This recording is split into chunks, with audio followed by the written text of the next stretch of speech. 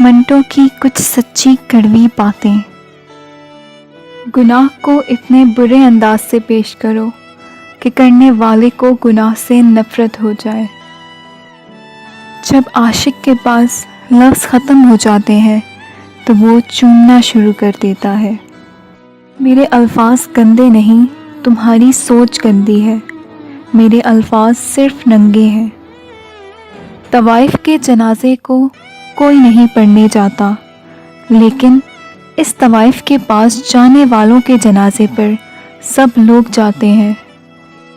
مسجد میں دیوبندی، شیعہ، سنی، وہابی، سنیما میں ایک ذات۔ عورت مرد کی کمائی کا ایک بڑا حصہ اپنے اوپر اس غرض سے خرچ کرتی ہے کہ دوسرے مردوں کی توجہ حاصل کر سکے۔ محبت محلوں سے زیادہ جھونپڑیوں میں رہتی ہے۔ جو آدمی پرخلوص ہو، ہنستے ہوئے اس کی آنکھوں میں آنسو ضرور آ جاتے ہیں۔ میری تحریر پڑھ کر اگر آپ کو غصہ آئے تو سمجھ لیں کہ آپ اپنے ارد گرد کے ماحول سے ابھی ٹھیک طرح سے واقف نہیں ہوئے۔ چور نے چینی کی بوری چرائی اور حادثاتی طور پر کنویں میں گر گیا۔ لاش نکالی گئی تو کنویں کا پانی میٹھا تھا۔ 7 قبر پر چڑھاوے چڑھنے لگے اور کنویں کا پانی شفا بخش قرار پایا۔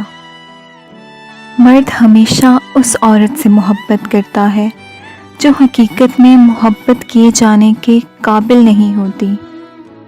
معاشرے کے تاریک پہلوؤں سے پردہ اٹھاتی میری تلخ کہانیوں میں اگر آپ کو جنسی لذت نظر آتی ہے تو یقیناً آپ ذہنی طور پر بیمار ہیں۔ میں کسی کی ضلالت پر استری کرنا نہیں جانتا ہوں۔ نیم کے پتے کڑوے سہی، خون تو صاف کرتے ہیں۔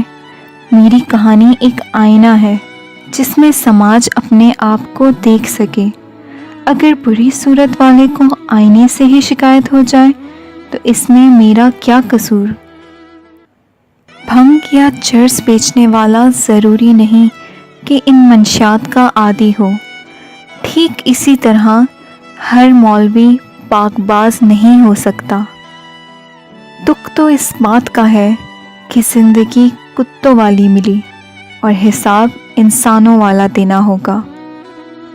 ہم عورت اسی کو سمجھتے ہیں جو ہمارے گھر کی ہو، باقی ہمارے لیے کوئی عورت نہیں ہوتی، بس گوشت کی دکان ہوتی ہے اور ہم اس دکان کے باہر کھڑے کتوں کی طرح ہوتے ہیں جن کی ہوس زدہ نظر ہمیشہ گوشت پر ٹکی رہتی ہے۔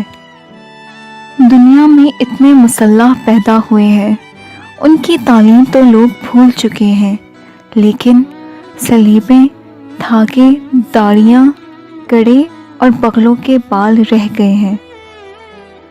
ایک عورت کے معاملے میں ہم یقیناً باپ اور بیٹا نہیں ہیں، صرف مرد ہیں اور بس۔ جب کوئی کہانی میرے قلم سے نکل جاتی ہے اس کا چھپنا لازم ہو جاتا ہے۔ جج، تمہاری تحریریں بہت گندی ہیں، بہت گند لکھتے ہو۔ منٹو نے جواب دیا، جناب میرے ارد گرد سب گند ہے، آپ گند ہٹائیں، میں گند نہیں لکھوں گا۔